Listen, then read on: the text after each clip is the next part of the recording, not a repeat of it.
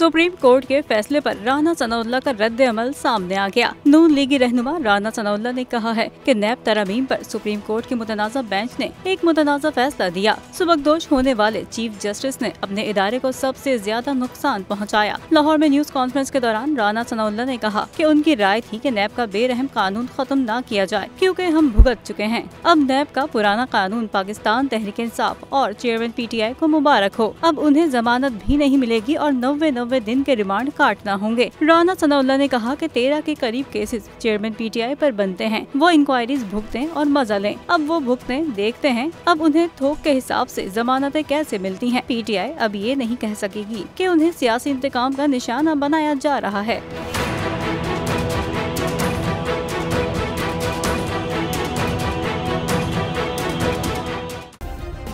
Subscribe करें और bell दबाएं ताकि कोई खबर रह न जाए।